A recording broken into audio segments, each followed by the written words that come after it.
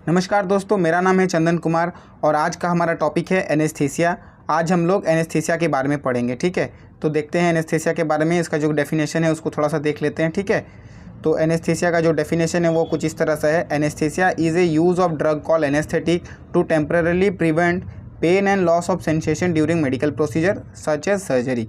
ठीक है, एनेस्थीसिया में क्या होता है, किसी भी पेशेंट को, किसी भी मरीज़ को अगर सर्जरी होने वाला है तो उसको हम लोग एनेस्थीसिया देते हैं बेहोश करने के लिए, ताकि जो पेशेंट है, जो मरीज़ है, उसको दर्द फील नहीं हो, उसको पेन फील नहीं हो। ठीक है, इसीलिए हम लोग एनेस्थीसिया देते हैं और एनेस्थीसिया देने से हम लोग प्रोसीजर को ईजिली कर पाते हैं। ठीक है, अब हम लोग जान लेते हैं एनेस्थीसिया काम कैसे करता है, हाउ एनेस्थीसिया वर्क। ठीक है, इसको थोड़ा सा जान लेते हैं हम लोग। Anaesthesia work by blocking pen signal in the nervous system. कैसे काम करता है, ये जो पेन सिग्नल्स जो ब्रेन में जाता है, नर्वस सिस्टम के थ्रू जो ब्रेन में जाता है, ये उसको ब्लॉक कर देते हैं। मतलब आगे ब्रेन तक इसको जो सिग्नल है उसको पहुंचने ही नहीं देता है, जिससे पेशेंट को पेन नहीं होता है। ये जो पेन रिसेप्टर होते हैं ना, उसको ब्लॉक कर देते हैं। ठीक है, अब हम लोग नेक्स्ट में हम लोग जानेंगे टाइप ऑफ एनेस्थीसिया के बारे में। टाइप ऑफ एनेस्थीसिया के बारे में, इसके कितने टाइप है, तो इसके मेनली 3 टाइप है। पहला है जनरल एनेस्थीसिया, दूसरा है रीजनल एनेस्थीसिया, तीसरा है लोकल एनेस्थीसिया। अब इन तीनों को हम लोग थोड़ा सा बारीकी से जान लेते हैं। ठीक है, अब थोड़ा सा इसको हम लोग जनरल जो एनेस्थीसिया है उसको थोड़ा सा जान लेते हैं। तो जनरल एनेस्थीसिया में induce A state of unconsciousness and through out the entire body. मतलब जो जनरल एनेस्थीसिया दिया जाता है, इसमें पेशेंट को कम्प्लीटली अनकॉन्शियस किया जाता है, मतलब पूरा ही बेहोश कर दिया जाता है। ठीक है, समझ में आ गया। सेकंड में आता है रीजनल एनेस्थीसिया। रीजनल एनेस्थीसिया में क्या होता है, block sensation in a specific region of the body such as epidural और स्पाइनल एनेस्थीसिया। जो रीजनल एनेस्थीसिया होता है, ये एक पर्टिकुलर रीजन को ही सुन किया जाता है। मतलब अगर लोअर एब्डोमेन में अगर सर्जरी है तो जैसे कमर के नीचे से उसको सुन कर दिया जाता है, लाइक एपिड्यूरल और स्पाइनल।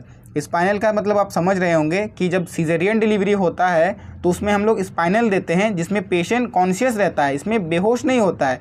एक पर्टिकुलर रीज़न को ही सुन कर दिया जाता है, उसको एनेस्थीसिया मतलब देके सुन कर दिया जाता है। तो स्पाइनल देते हैं तो उससे कमर के नीचे वाला जो हिस्सा होता है वो सुन हो जाता है, लेकिन पेशेंट इसमें होश में रहता है, सारा कुछ देख पाता है, सब कुछ कर सकता है, हाथ वूथ हिला सकता है, लेकिन नीचे वाला पोर्शन नहीं हिला सकता है। ठीक है, समझ में आ गया।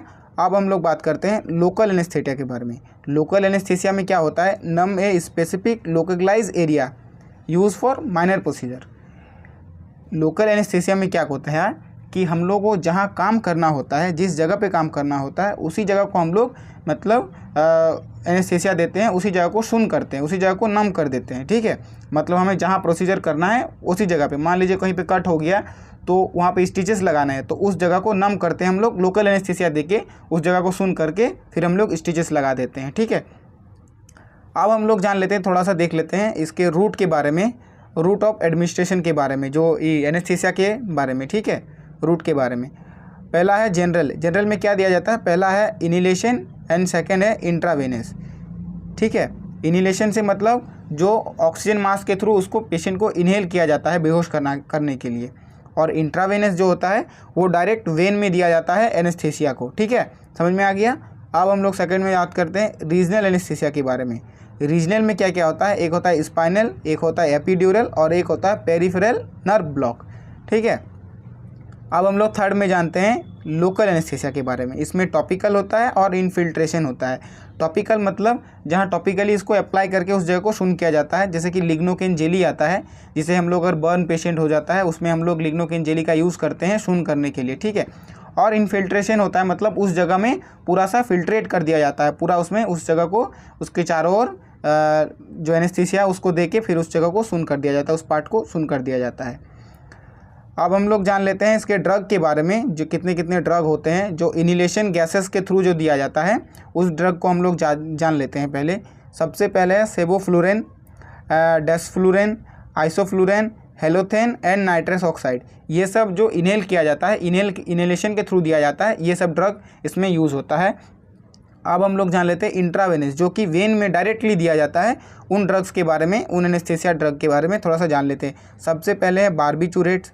बारबिचुरेट में आता है थियोपेंटेल और मेथोक्सिटेल आता है, ठीक है। अब सेकंड नंबर पे आता है बेंजोडाइज़ेपाम, इसमें आता है मिडाज़ोलम, डाइज़ेपाम और लोरेज़ेपाम। समझ में आ गया। थर्ड नंबर पे आता है प्रोपोफॉल, फोर्थ नंबर पे आता है इटोमाइड, ठीक है।